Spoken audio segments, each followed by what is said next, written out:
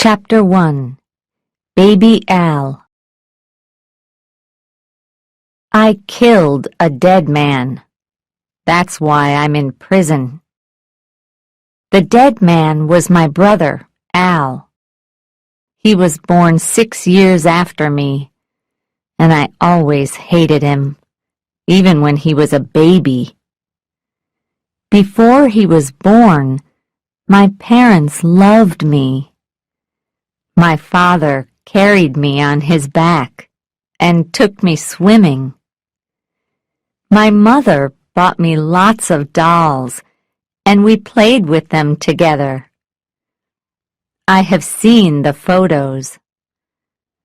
My parents took a lot of photos of me in my first 6 years.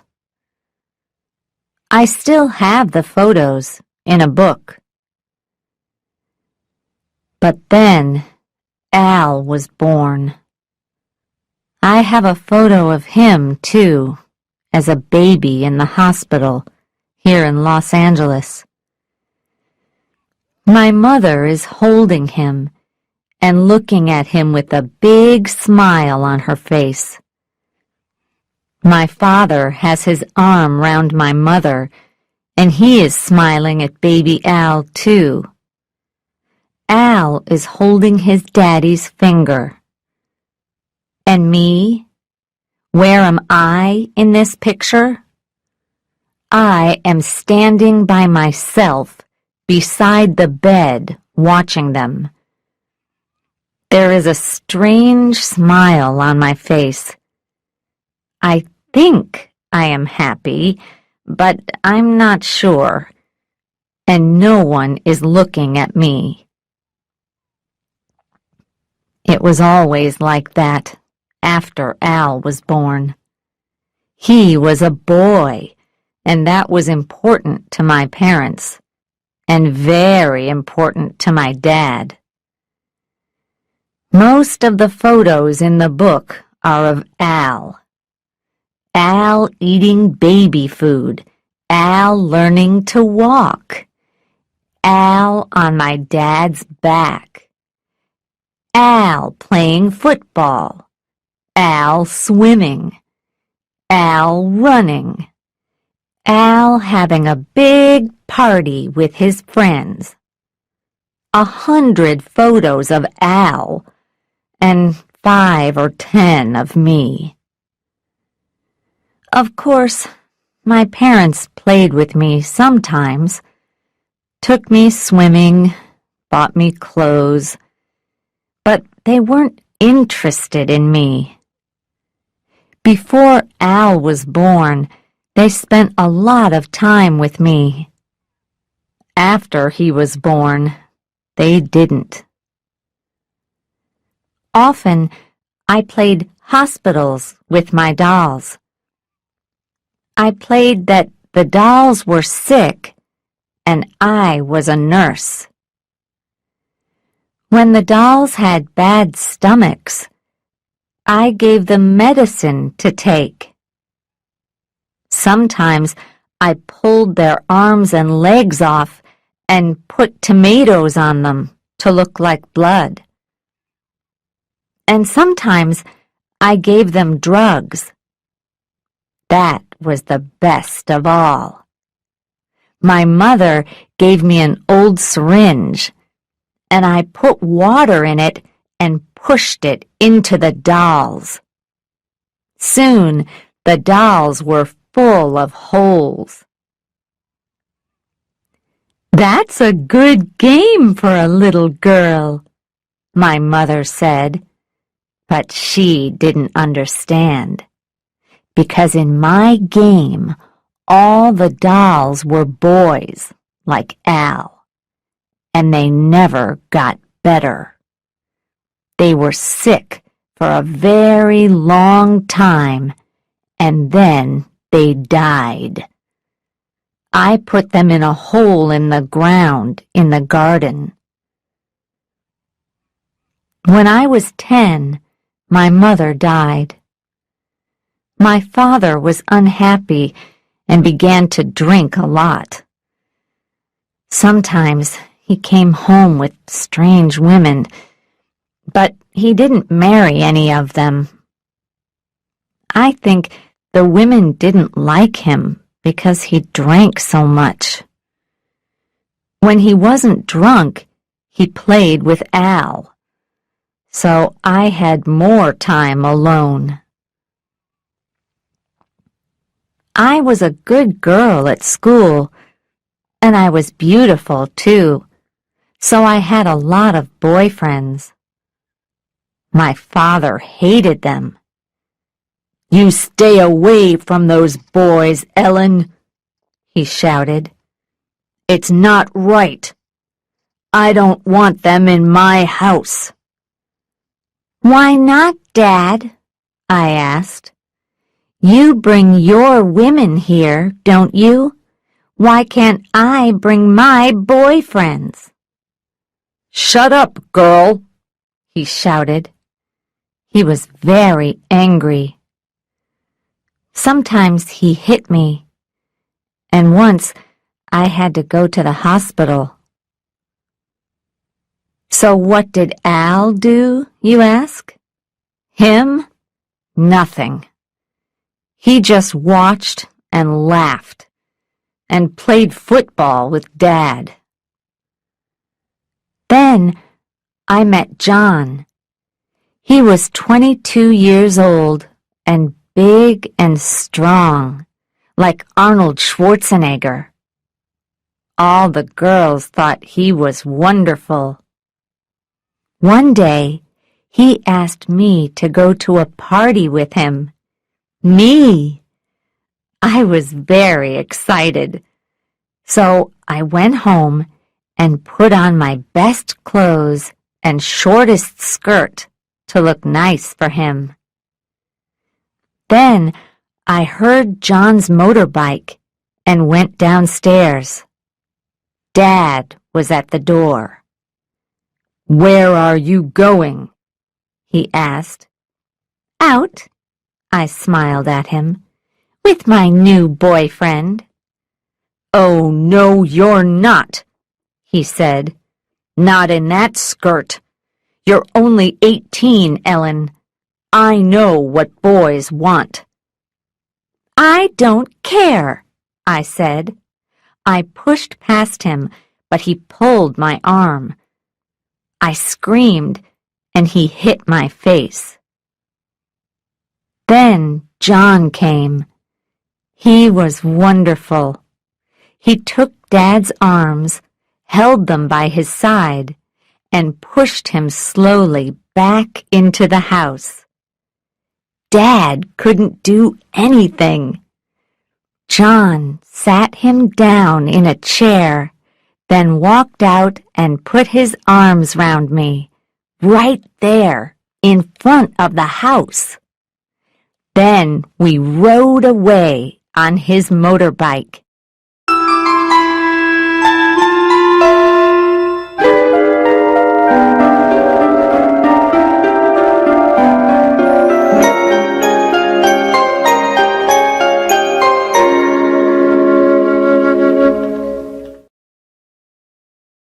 Chapter 2. Wild Boys. I never went home again.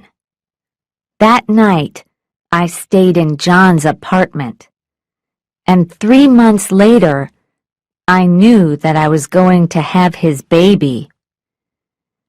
But I lost that baby at 5 months, and soon I went back to finish my training as a nurse.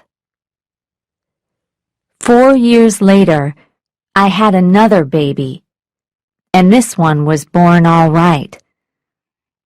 Now, I'm 29, and I have 3 small kids. But I'm not really happy. John is a good-looking man, a wonderful lover, but I'm not his only woman. I know he has 2 other girlfriends, and both of them have babies. Maybe there are more.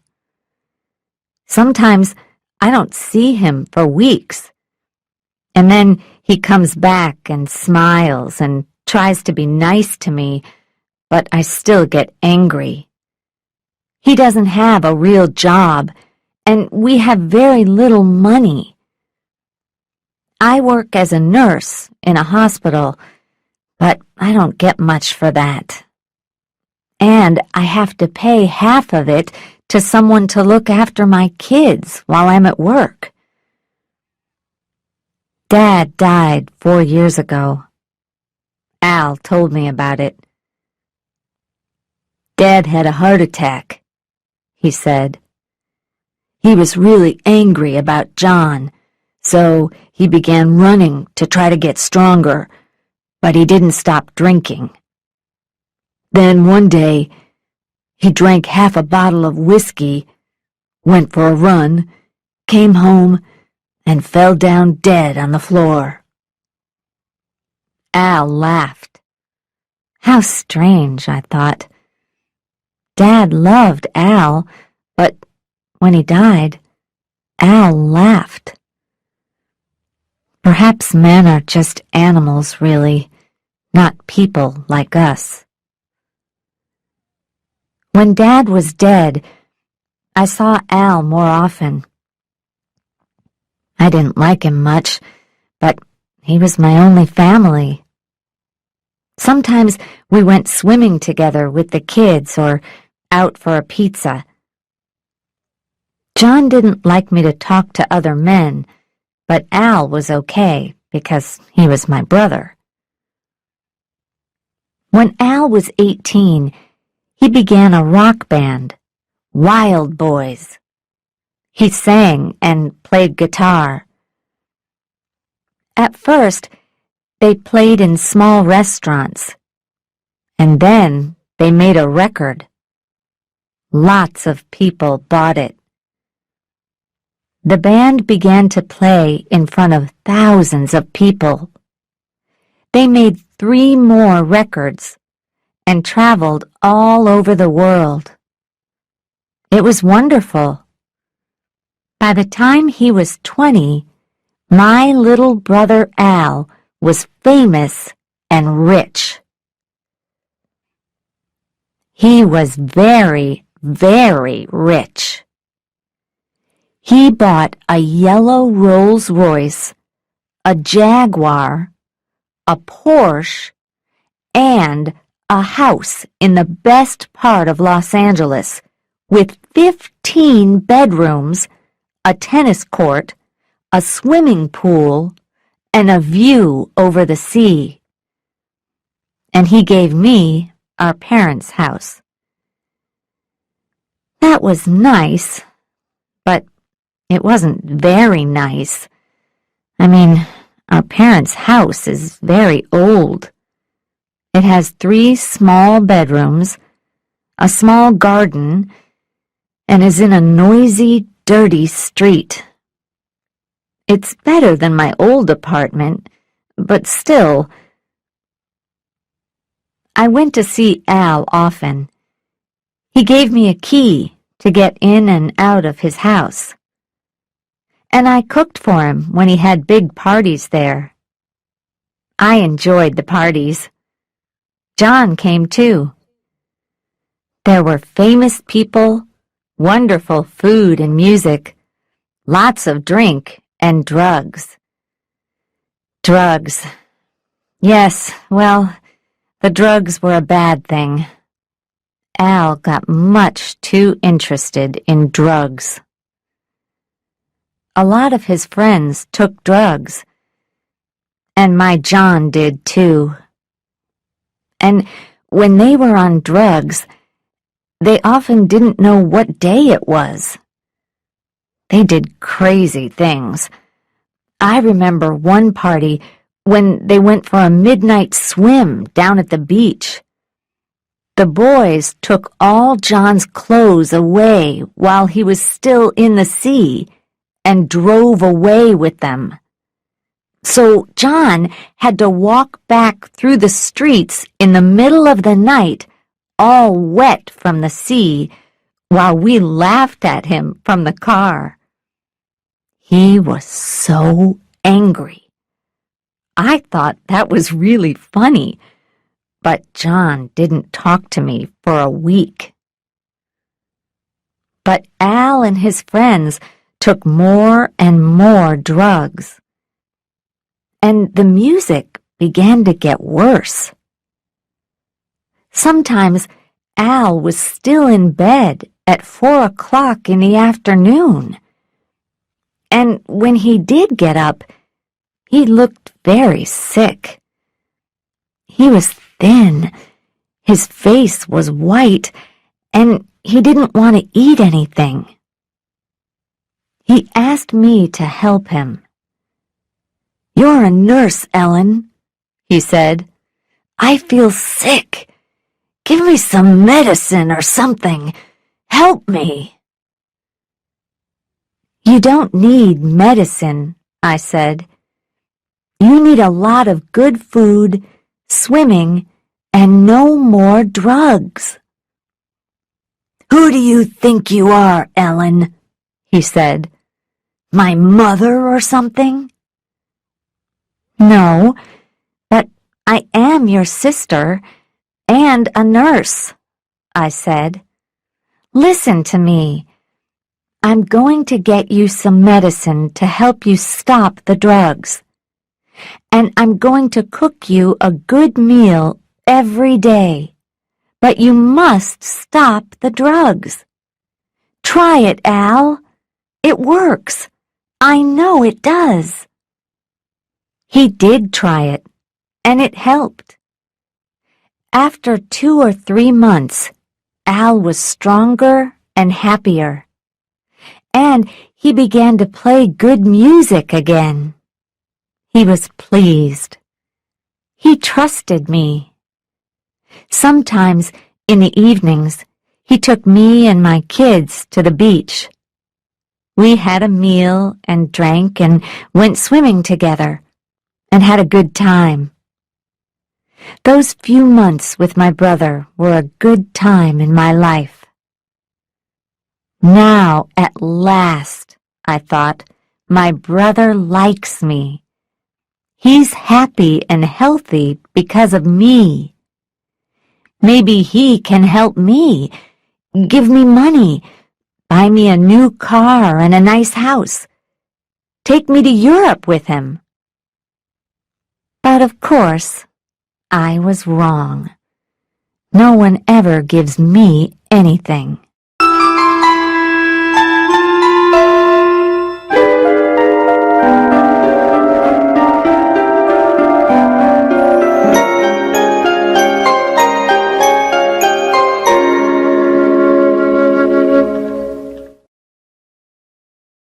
Chapter 3. The Tour. "I'm going away on a tour," Al said one day. "All around the USA and Europe to play music for 4 months. I looked at him and thought, he's going to ask me to come too. I can see the world, bring my kids. Wonderful, I said. We can... When I'm away, I want you to clean the house for me, Al said. Of course, you can't live here, but I want you to come every day to clean. And there's another thing, Ellen." "Yes? What?" So I'm not going. I'm just his cleaner, I thought. I really hated him then. I wanted to scream, but I didn't. I said nothing. "You know, I get very tired on these tours, and I need drugs to help me play good music. But I don't want to take dangerous drugs, Ellen. I need clean, safe drugs. I want you to get some drugs from the hospital for me. You're a nurse.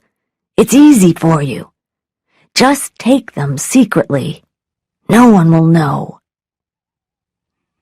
"That's a crime, Al," I said. "People go to prison for that. Is that what you want me to do? Steal drugs for you and go to prison, maybe? Why not? He laughed. You're my sister, Ellen. And don't forget, I gave you my parents' house, didn't I? What more do you want? That's what he said.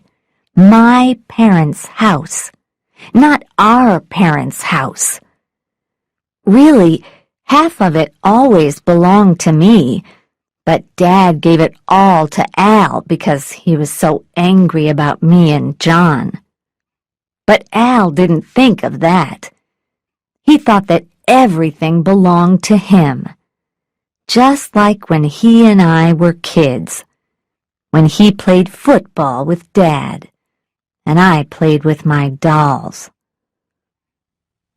I remembered my dolls then, and the syringe with water in it. And I smiled. All right, Al. I'll get you something.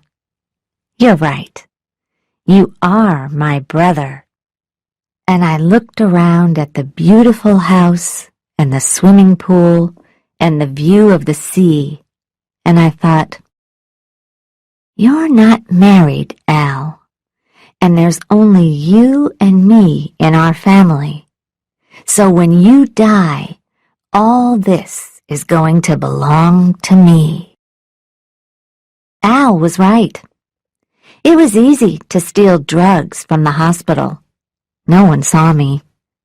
I also stole syringes, which were all clean and new. Al was very pleased with them. Thanks, Ellen, he said. Now I'm going to play lots of good music. I'll be okay now.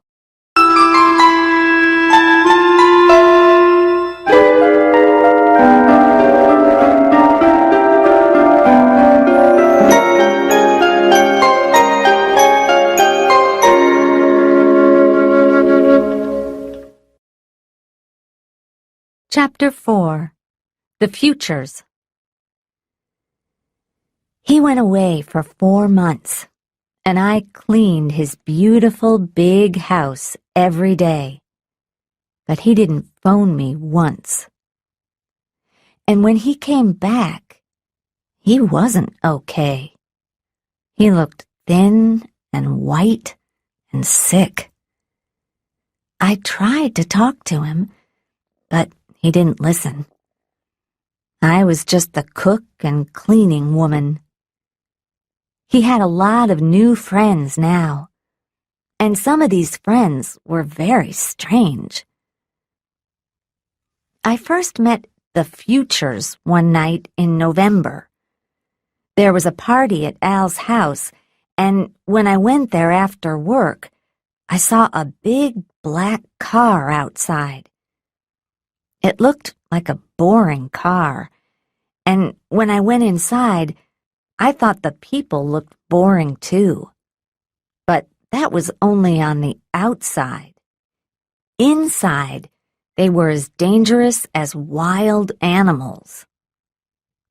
A businessman in a dark suit sat opposite Al, with a young woman on the arm of a chair beside him. The man was about 40 years old, with gray hair. The woman was much younger, about 24 maybe. She had long black hair and was wearing a blue dress. At first, I thought she was the man's daughter, but then Al said, "Hi, Ellen. Meet my new friends, Dan Future and his wife Linda. We met in New Mexico." There were about 10 other people there, talking and listening to music. We had 1 or 2 drinks, and Al and Linda went for a swim in the pool. I sat and watched the beautiful evening sun over the sea, and Dan Future sat beside me. We watched Al's thin body when he got slowly out of the pool. and Dan said, "Life's so very short, don't you think?" "What do you mean?" I asked. He smiled. He had beautiful white teeth. "My father died last year. He was 65. That's not much, is it? 65 years of life." "Well, maybe not," I said, "but think how many times the sun has gone down in the evenings. 10 billion times, maybe. 100 billion? 100 billion evenings as beautiful as this. But my father sat and watched maybe only a few hundred of them. We only live a short time, like birds, you know." "Yes, I see," I said. I looked at him surprised. Businessmen don't usually say things like that. But then businessmen didn't usually come to Al's parties. Dan Future's hair was beautifully cut. He had an expensive watch, nice clothes. He looked strong and healthy. Why did he want to talk about death? The only sick person in this house was Al. What did Dan Future know about that? He smiled again. "We don't have to die, you know. Soon, people are going to live 150 years, maybe more. You just need to have money, that's all. I told your brother about it in New Mexico, and he was very interested. Maybe you are, too." Oh, no, I thought. The man's crazy. "Are you, do you belong to one of these new churches?" I asked. No, I'm a scientist. I can tell you all about it if you like." But he didn't, because at that minute, Al came up to me and said, "We need some more drinks and food. How about some food, Ellen? There are some hamburgers in the freezer." And so I went to get them. Al had the money, and I didn't.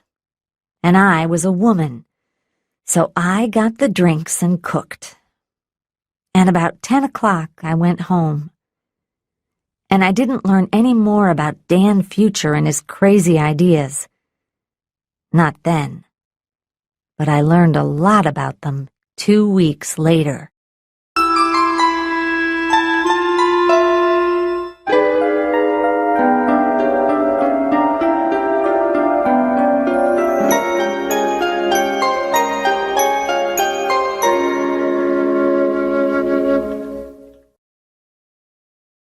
Chapter 5. The Freezer. It was the night of Al's birthday. I got home about 7. Then I put the kids to bed and made supper for John. He didn't talk to me. He just sat in front of the TV with the food and his bottles of whiskey. So I thought, I'm going out. I'll go say happy birthday to Al. Even Al can't be as bad as this. And he is my brother. I had some more drugs and syringes for him from the hospital, so I put them in nice paper like presents. Like sweets for a baby, I thought. Al's just a big baby, really, with his music and a lot of expensive cars to play with. Or a doll, and I'm like his nurse. When I got to his house, it was very quiet. There were only 1 or 2 lights on downstairs, and the big black car was outside. That's strange, I thought. It's Al's birthday. Why isn't there a party? I got out of my car and walked to the door. It was open. There was soft music in the big living room, but no lights were on. The moonlight came in through the windows, and I could see the moon in the water in the pool outside. "Al?" I called. "Al, where are you?" No answer, just the music, quiet and very beautiful. I went to Al's room, but his bed was empty. All the rooms were empty. I came back to the living room, opened the door to the moonlit garden, and there, ah! I screamed and nearly fell down. Then I stood still and laughed. But nothing happened. I stopped laughing, and it was silent again. 2 people sat on the ground. They sat very still and held their hands and faces up to the moon. They didn't move or look at me. "Al?" I said. "Al, what are you doing?" But it wasn't Al. It was a man and a woman. The man's hair was silver in the moonlight, and the woman's hair was long and dark. Dan and Linda Future. They began to sing. It was a strange song, without words, and they sang for nearly 10 minutes. When they finished, I said in a loud voice, "Where is Al?" They looked at me then and got up. Both of them came to me and took my hands. "He's asleep," Dan said. "We have saved him." I took my hands away, afraid. "What do you mean?" I said. "What are you talking about?" "He was very sick," Dan said. "He had AIDS. You knew that, didn't you?" For a minute, I couldn't speak. I was afraid. I said, "No, of course I didn't. When did he get it?" "Who knows?" Dan said. "On tour, I think. He took drugs, didn't he? No one can cure AIDS. Not yet. But one day, someone's going to find a cure. So we helped him. He is safe now for hundreds of years. Isn't that good?" Linda took my hand again. "Come with me," she said. "Let's go and look." "But where?" "Don't be afraid. It's all right." She smiled. I saw her beautiful white teeth in the moonlight. Then she took me, like a child, into the house, through the living room, and down into the music room. The music room was in the ground under the house. Al liked to play very loud music all night, so he built the room down there to be quiet. It was a big room with one small window high up. It was never hot in the summer, nor cold in the winter.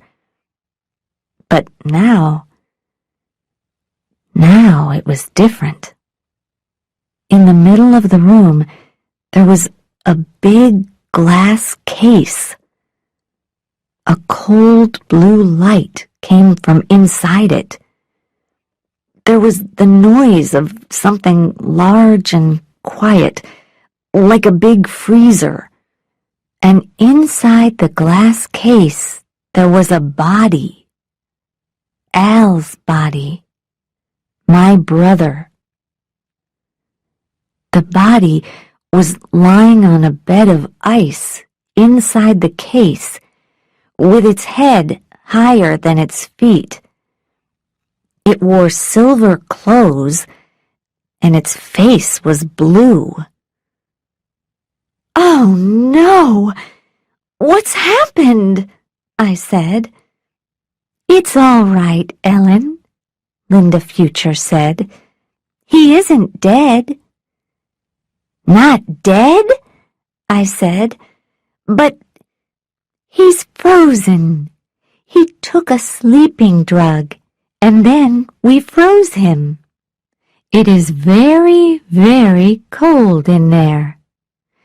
Minus 196 degrees Celsius. Nothing happens to bodies as cold as that. Nothing changes for hundreds of years, thousands of years maybe. That's what's going to happen to Al.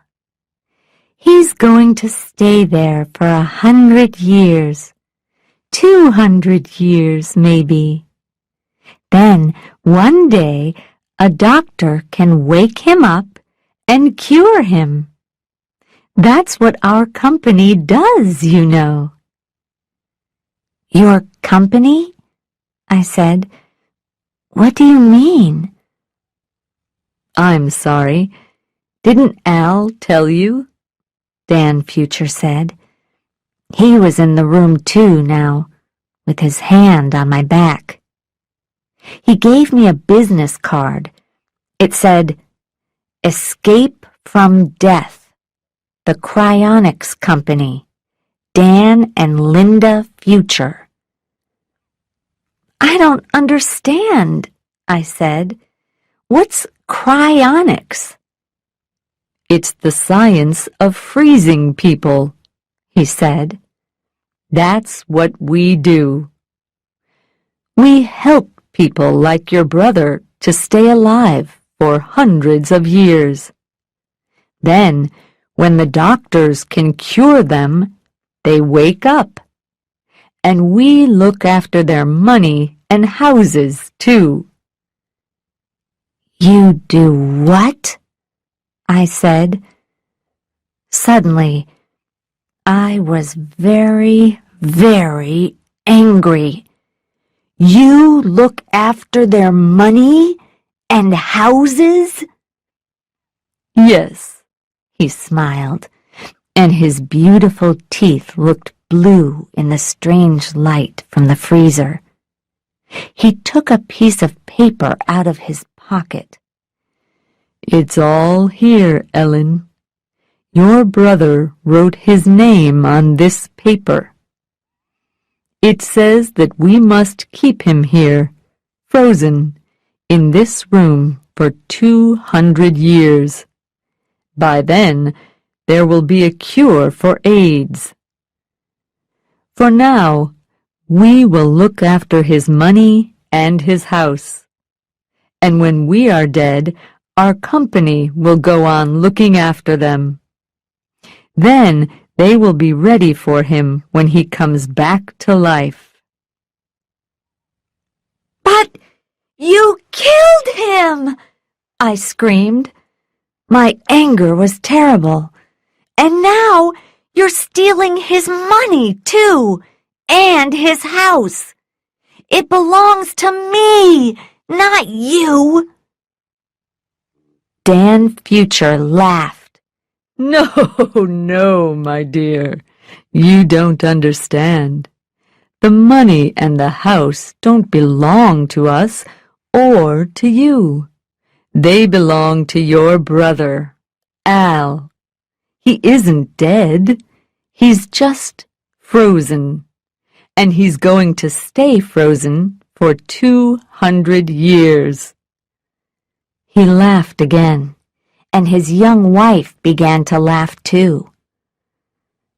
I turned and walked out of the house.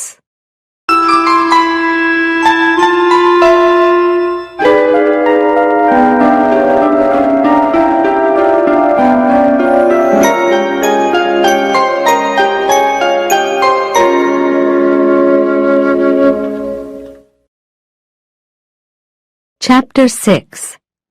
The Key. Next day, the Futures sent me all the papers with Al's name on. I showed them to John. "You need a lawyer," he said. "These people are criminals." So I got a lawyer, but it didn't help. You need money for a good lawyer, and I had nothing. I went to the nearest lawyer's office, but the lawyer was unfriendly and unhelpful. "It costs $100 for half an hour, and you pay before we talk," he told me. When I gave him the $100, he took off his watch and put it on the table in front of him. He was a small man, with not much hair and a white, tired face. His eyes were cold and gray, like stones. When I told him my story, he said, "It's not possible." "But it's true. Read this." He read the papers slowly, then smiled and looked at his watch. "Well, this is very interesting," he said. "I agree. These people are criminals. But to get the house, we have to show that your brother is dead." "So, how can we do that?" "Well, we can ask scientists to say that cryonics doesn't work, but the Futures are going to have other scientists who say it does work. So, we need a doctor to look at your brother's body and say he's dead. That's a better idea." I laughed. "How can a doctor look at the body? It's frozen to minus 196 degrees Celsius. It's just a piece of ice." "Yes, well, that is difficult, Ms. Shore. I do see that." The lawyer looked at his watch again. "It's difficult, but that's what we need to do. But—" He looked at the papers again.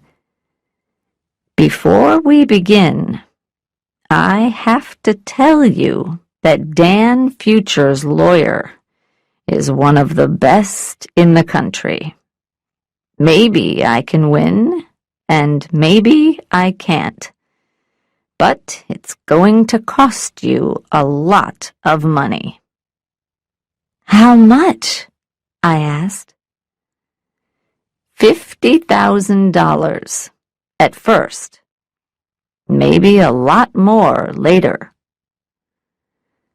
I stood up slowly. "Forget it," I said. I only had $300 in the bank, and there was no food in the house. I looked at the lawyer's old, tired face. "I can't win, can I? Because I don't have any money. The Futures are stealing that house from me, and I can't do anything about it." I ran out of the office. For a week, I was angry every day, all day. I shouted at people at work. I shouted at the kids. John got drunk, so I dropped a plate of eggs, spaghetti, and hamburgers on his head. He hit me and went to stay with one of his girlfriends. I wasn't sorry. He was stupid and lazy, like all men. Twice I drove past Al's house and saw the black car outside. house belongs to me, I thought. Those people stole it from me, and I can do nothing. Nothing? One night, I had a dream. In my dream, I saw Al's frozen body with a key in his mouth. The key was warm, and the ice on Al's frozen head changed to water. Then the key moved and warmed Al's body, too. Al opened his mouth, screamed, and died. At 2 o'clock, I woke up.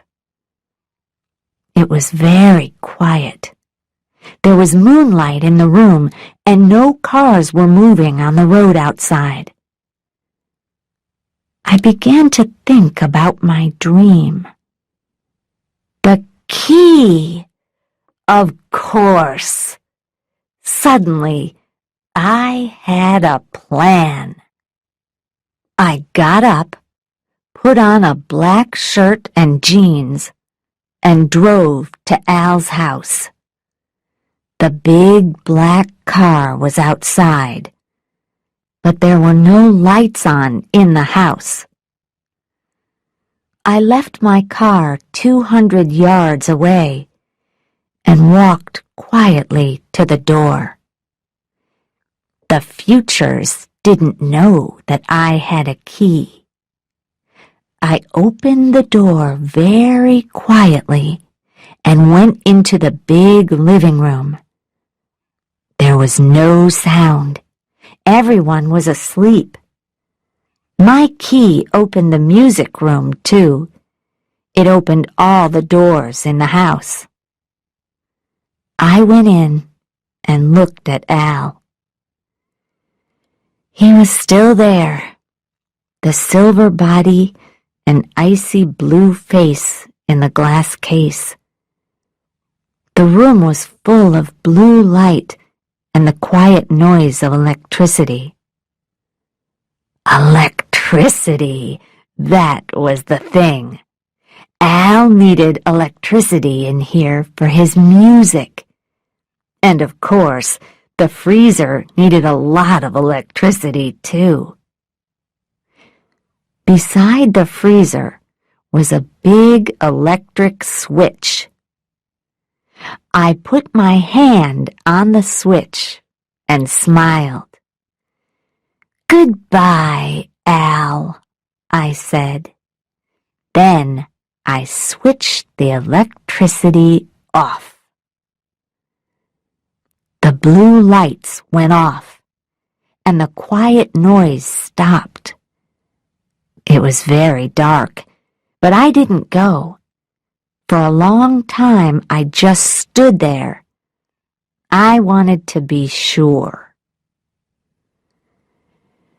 After about 20 minutes, the sound began. Noises from inside the freezer. I switched on my flashlight and looked at it. The freezer was full of gas, like a cloud. The gas came from the ice. It made small noises. I waited another 10 minutes until I was sure. There was more gas, more small noises. The freezer was getting warmer. Very quietly, I went upstairs and out of the front door. I smiled. "Al," I thought, "you are really dying now. And when you are dead, all this is going to belong to me. And the Futures can drive away in their stupid car." Happily, I touched the big black car with my hand. And that was my big mistake, because Beep, beep, beep. The car had an alarm, and it made a very loud noise. It also turned the car's lights on. On, off, on, off, on, off. Quickly, I began to run to my car, 200 yards away. But a police car came round the corner and saw me. 2 policemen got out, took hold of my arms, and pushed me into their car. "Okay, what's all this?" one man said. "Black clothes, 3 in the morning, car alarm. I think we've got a car thief, Pete." "Yeah." The other man touched my face with his hand. "A young woman, too. Okay, let's take her to the station."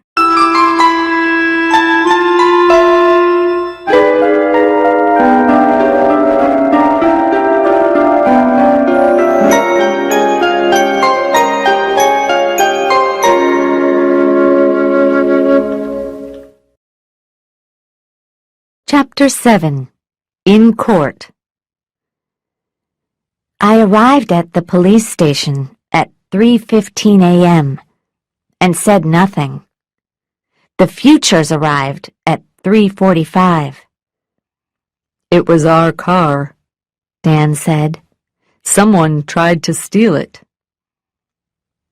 "Yeah, okay, sir," a policeman answered. "We've got the woman here." Then I said, "You stole my house, so I wanted to steal your car. That's okay, isn't it?" It wasn't true, but it gave me time. While we were all talking in the police station, Al was getting warmer every minute. So we talked angrily from 4 a.m. until 5. I loved it. Then the Futures had to write their story on 3 pieces of paper for the police. So it was after 6 o'clock when they went back to the house. And I was happy because I knew they were too late. By now, I thought, Al won't be frozen. He'll just be dead. Of course, they found out. At 8 o'clock, the Futures came back, and there was a lot of trouble. "Al's dead," they shouted. "You killed him. You switched off the freezer and killed your brother." I laughed. "Of course I didn't," I said. "He was dead already. I just saved you some electricity." That's why I'm here in court today. The police called me a murderer, and all the newspapers wrote about me. And so, of course, now I have not 1, but 2 really good lawyers. The lawyers are free because I have no money, but I am famous, and they want to be on TV. And because of my expensive lawyers, the police and the Futures look really stupid. "Al Shore was dead," my lawyers say again and again. "He was already dying of AIDS, and then he took a dangerous sleeping drug. Either he took the drug himself, or the Futures gave it to him. And then the Futures put him in a freezer and froze his body to minus 196 degrees Celsius. Nobody can stay alive when they're just a piece of ice. So the Futures are the murderers, not his sister Ellen. When she switched off the freezer, he was already dead. How can anybody kill a dead man. Every day, people write about this in the newspapers and talk about it on TV. Most people think I'm right and the futures are wrong. Last week, a newspaper tried to give me $100,000 for my story. But my lawyers told me to wait. And this week, another newspaper tried to give me $200,000. This is the last week of the trial. Soon, I'm going to be free. Free. And rich, too. At last. Today, my lawyers asked me questions in court, and I told my story. Then they sat down, and the police lawyer stood up. The police lawyer is a young woman with short, dark hair. She talks very quickly in a hard, strong voice. She is clever, I know, but it doesn't matter now. She found only one doctor who thinks that cryonics is possible. We found 4 very famous doctors who don't. They say that Al was dead before I switched the freezer off, either because of the sleeping drug or because of the cold. So how could I kill a dead man? Ms. Shore, did you love your brother? She asks. I laugh. No, not really. Oh, why not? There is a small smile on her face. I tell the court the story of our family. How our parents gave Al everything and me nothing.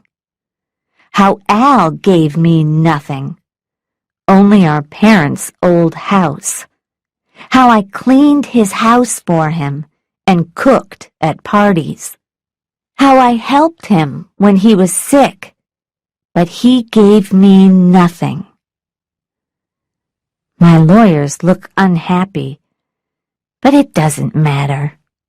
Nothing matters now. Next week, I'm going to be free.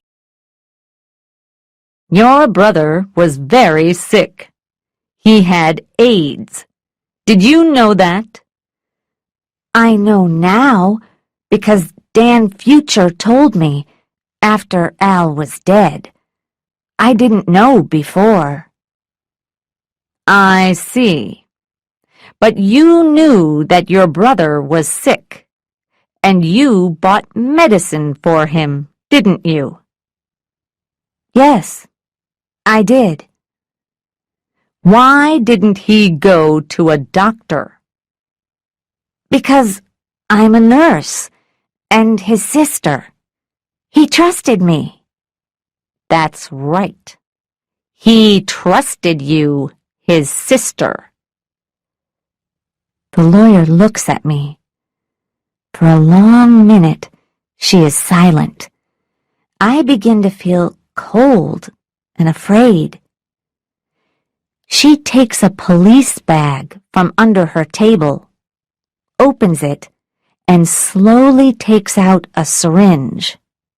She holds it up in front of my face. Look at this, Ms. Shore. Have you seen it before? I don't know. Maybe. Maybe, you say. But it has your fingerprints on it, Ms. Shore. It came from the hospital, and we found it by your brother's bed with 2 other syringes. You stole them from the hospital and gave them to your brother, didn't you? There was a long silence. In a very small voice, I say, "All right, maybe I did." Why did you steal them? Why? To help Al, of course. To help him to play good music. He wanted clean drugs. I tell her what Al said to me. Clean drugs, you say. Do you know what was in this syringe, Ms. Shore? Clean, safe drugs. Oh, no, Ms. Shore. These drugs weren't clean or safe. These syringes also had bacteria in them. Very dangerous bacteria. Bacteria that can kill a strong, healthy person. Bacteria that will kill a person with AIDS very quickly. And perhaps a while ago, who knows, there was another syringe, a dirty syringe, not from a hospital, but from a drug user in the streets, a syringe that gave your brother AIDS. The police lawyer puts the syringe down on the table and looks at me again. But we found these 3 syringes by your brother's bed, with your fingerprints on them. Do you know why they had these dangerous bacteria in them? No, of course not. Don't you, Ms. Shore? Well, that's strange, because I know why they were there. And I think everyone in this courtroom knows why they were there, too. You hated your brother, didn't you? Because he was rich and you were poor, and he gave you nothing. And you stole drugs and syringes for him because he trusted you. He trusted you, his sister, the nurse. She looks at the people in the court, a small smile on her young face. But that was your brother's big mistake, wasn't it, Ms. Shore? You wanted him to die because you wanted his money and his big house, just like the Futures. So, you gave him syringes with dangerous bacteria in them because you wanted to kill him. The court is very quiet now, and everyone is looking at me. But there is nothing I can say. Nothing. Because it is all true. You didn't kill your brother when you switched off the freezer, Ms. Shore. We all know that now. But you were trying to kill him. Slowly, week by week, month by month, you were trying to murder him. Dirty syringes, dirty drugs, dangerous bacteria. You wanted to give him a slow, terrible death. I think that this court will want to send you to prison for a very long time, Ellen Shore. I look around the courtroom at the faces. Hundreds of eyes are looking at me, and they all hate me. All of them. No one understands me. No one loves me. No one wants to save me. No one. I feel nothing. At first. Then I begin to feel cold, like ice. Like a body in a freezer.